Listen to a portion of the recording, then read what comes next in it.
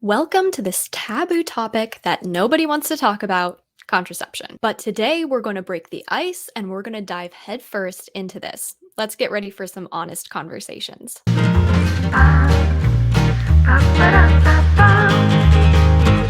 So for those who don't know, I am Amber Rose, also known as the Religious Hippie. You can basically follow me on any social media platform, and like I stated earlier, today we're going to be talking about contraception and NFP. That stands for natural family planning. I'll be discussing the Catholic teaching on contraception and why we do not support it at all, what NFP is, and how NFP is not Catholic contraception as a lot of people deem it to be. And then stay tuned for the end of this episode for our Q&A segment where I answer your questions on this specific topic. Just really quick before we get started, if you guys wouldn't mind hitting that like button and also subscribing, you would be helping out my ministry and channel a whole bunch.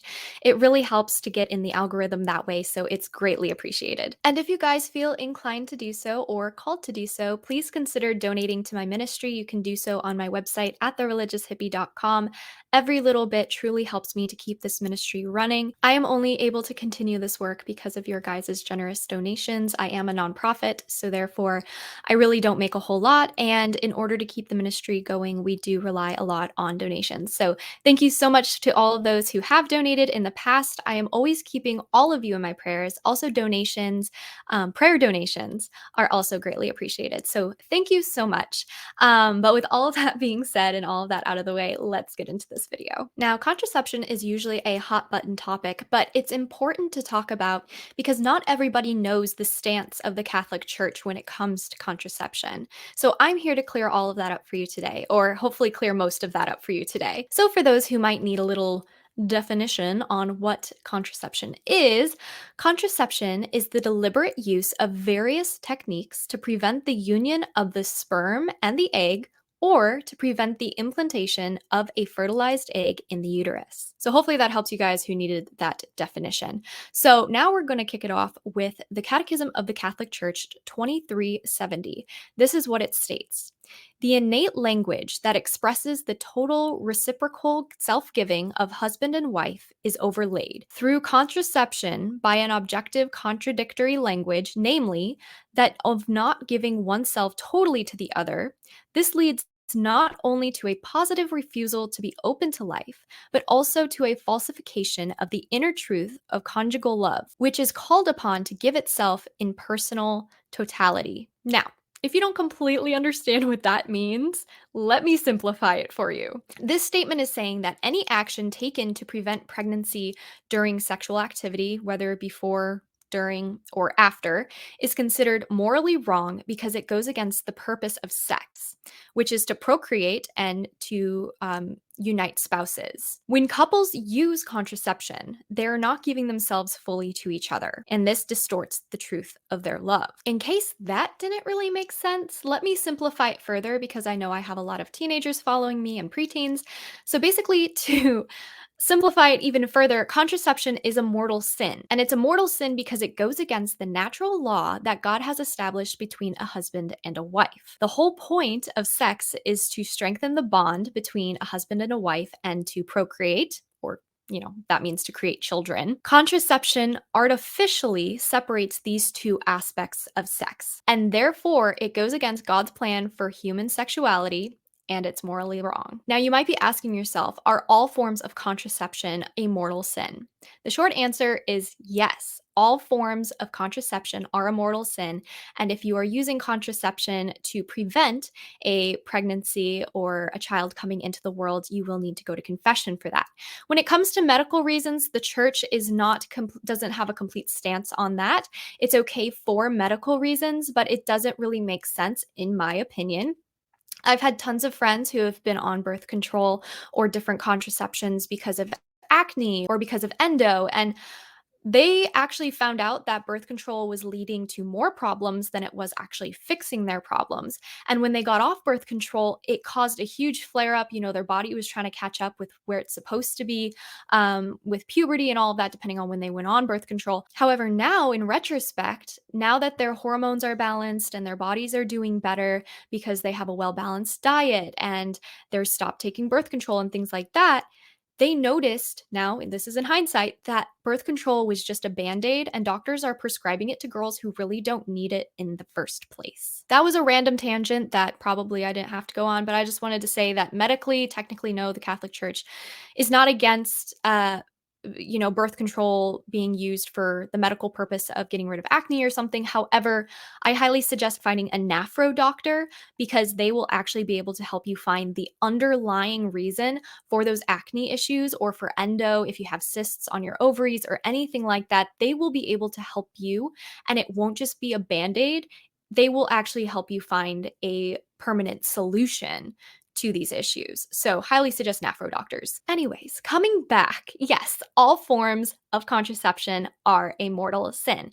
That means IUDs, the pull-out method, condoms, birth control, morning after pills, and sterilization procedures such as vasectomies or tube tying. These contraceptives work against our fertility and act as though it's a disease to be cured. Our fertility is beautiful, and with infertility spiking these days, it's really high right now. We should be protecting our fertility, not getting rid of it. By partaking in contraception, we are, in other words, playing God. And God commands us from the beginning of time to be fruitful and multiply. When a husband and a wife bring a new life into the world, they are fulfilling God's plan for marriage. And this is because God is the source of life. Many people forget this, but actually, up until the 1930s, all Christian churches were in complete agreement. This meant Protestant churches as well. They were in complete agreement that contraception was damaging to both marriage and society. However, it was actually the Anglican Church that became the first to deviate from this stance by accepting the use of contraception within marriage. And ever since then, other Protestant churches have been following their lead. And it's really sad. There were a lot of Catholic people, but there were also a lot of secular people who saw the damage that contraception could make in society, and they were against it. When they saw that the risk of getting pregnant was suddenly obliviated in a sense, they saw how it would lead the way for abortion, fatherless children, adultery, premarital sex, and prostitution, and so much more. In a study done in 2017 by the Journal of Family and Marriage, it was stated that 16% of married individuals in the United States reported having sex with someone other than their spouse at some point during their marriage. However, other studies done by the Kinsey Institute, many of you guys are familiar with the Kinsey Institute, and the General Social Survey have reported higher rates, ranging from 20 to 25%. You guys, 25%? That is a huge number. That is 1.975 billion. That completely blows my mind. And it just makes me so sad.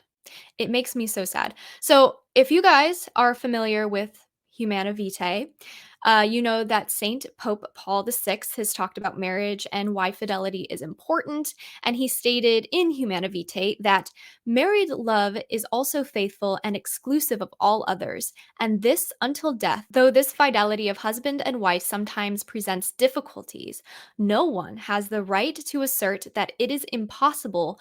On the contrary, it is always honorable. So basically, what Saint Pope Paul VI is saying here is that married love is a relationship between a husband and a wife that is committed, exclusive, and it lasts until death. In the Gospel of Matthew 19:3-12, Jesus speaks about the permanence of marriage. So I highly suggest you guys look up that Bible verse. Again, that is Matthew 19:3-12. So a husband and a wife make this promise to each other on their wedding day.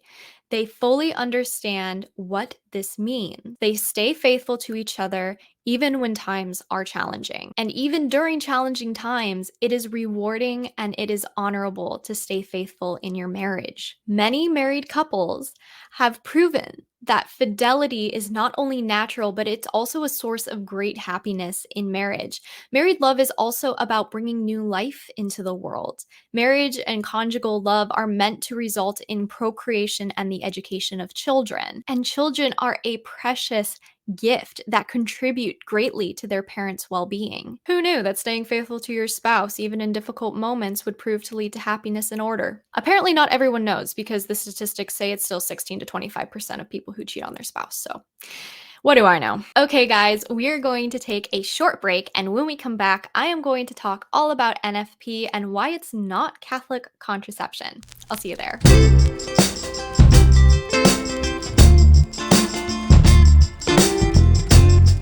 Hi, everybody. Welcome back to my TED Talk. Just kidding. I'm Amber. Anyways, let's get back into this. So, the NFP topic. I know that it can be confusing for some, so I am going to try and clear this up as much as I can. I'm sure you might still have a few more questions. And also, I'm linking resources for contraception and the Catholic teaching on it, and NFP and the Catholic teaching on it in the description below, in case you want to research these topics a little bit more on your own time, or in case I wasn't able to answer a question that you had, we'll be able to do that. So, with all of that being said, let's get into this NFP part. So basically, I'm going to start by defining what natural family planning is, or NFP. It's not non-for-profit, because my thing is non-for-profit. Okay, anyways, natural family planning is a method used by Catholic couples and some non-Catholic couples, you don't have to be Catholic to use this, to plan for conception without using artificial contraceptives.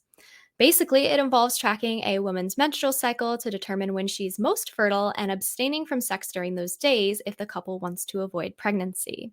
It's all it's a natural way to regulate fertility and respect the beauty of human sexuality as designed by God. And unlike artificial contraceptives, NFP does not have any negative physical or psychological side effects. So it's a great option for couples who want to plan their family naturally and in line with the Catholic teaching. So through tracking the woman's menstrual cycle, we can tell when or when not to abstain from sex. I love this little tidbit from the Standards of Diocesan's Natural Family Planning Ministry.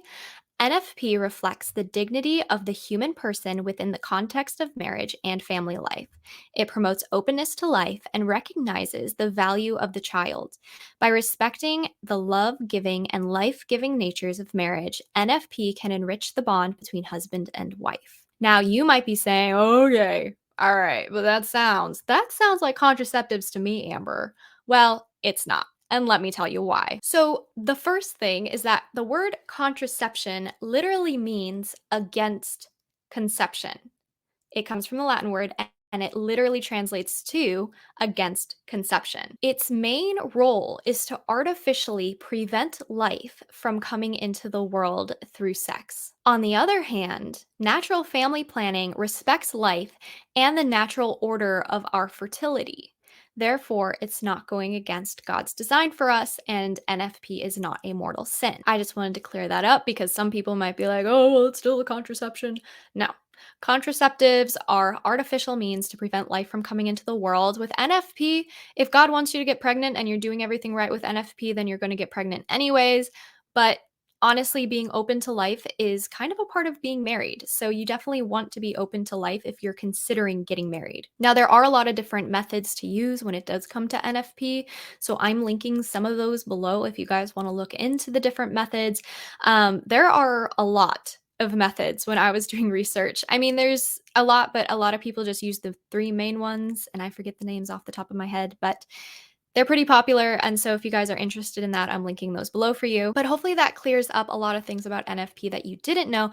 And I'm going to talk a little bit about the misconceptions about NFP that I hear all the time. So the first misconception I hear about all the time is that NFP is a rhythm method. For those of you who don't know what a rhythm method is, it basically means that you're calendar tracking. You're not actually tracking like her fertility and things like that, if that makes sense.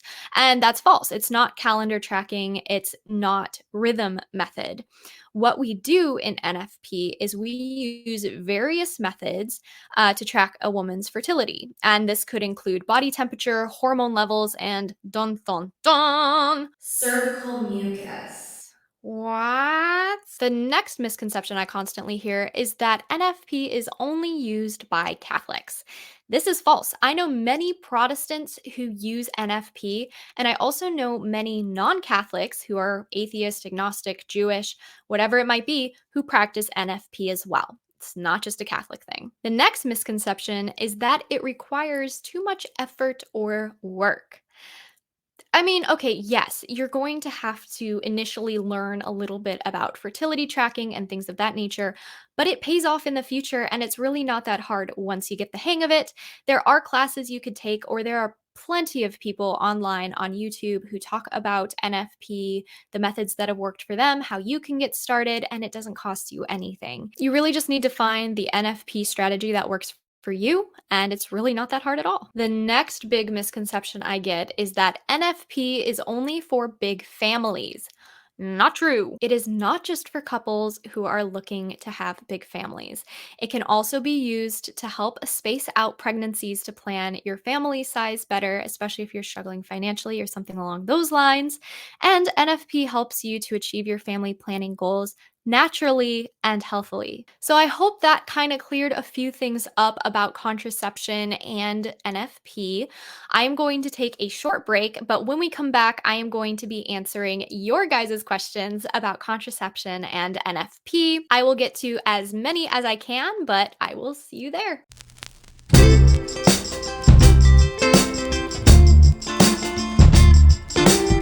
Welcome back, everybody, to the segment where you get your questions answered by me. I am in no means a professional, so you can take my advice with a grain of salt, and if it doesn't apply to you, you don't have to take it at all.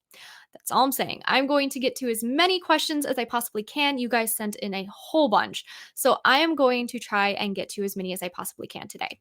Okay, let's get started with Bongo Catholic asks, how much money do couples invest in NFP training on average? I would have to say it depends on where you go and who you talk to. I have talked to people who have spent 50 maybe dollars on NFP training and people who have spent 400 to like $700. It all depends on the people you go with and what kind of method you're using. I would say you shouldn't be paying more than $100 for NFP training. I think anything more than that is way too expensive. And if anything, it should be free, in my opinion. And there are a lot of YouTube videos out there for free that does talk about NFP methods and which ones work for you. So maybe you try YouTube first before investing a ton of money into it. Okay, our next question comes from Bridget, and she asks, do you think NFP has become glorified birth control? I do think in a lot of Protestant circles it has, maybe in some Catholic circles who don't actually understand what NFP is or what it's used for. You do have to have an actual grave reason to use NFP. You have to either have really grave financial reasons, health reasons, something along those lines. But I can understand how some people can gloss over that fact in a lot of Catholic and Protestant circles and even non religious circles. And so in some circles, I would say yes, but not in the ones that I've personally experienced. Everyone usually knows the rules when it comes to NFP, and their priests usually talk to them about it. So I would have to say not in my own experience, but it could very well be in your experience. Okay, our next question comes from Daniel, and he asks, what are the most popular and effective forms of NFP? The most popular and effective forms, at least in my own research, is the Billings method, the Creighton method, the Family of Americas method. And then there are a couple other methods like the 2-day method and the standard days method. But as far as I know, the two main ones that people use the most is the Creighton and the billing method. I know a lot of people prefer the Creighton over the billing, but you really just need to figure out what works best for you and your significant other. But I've heard really good things about the Creighton method. Okay, our next question is from Kevin, and he asks, what's the best resource for married couples to learn more about how to practice NFP? Personally, I think the best resource you can have that's at the tips of your fingers is your church.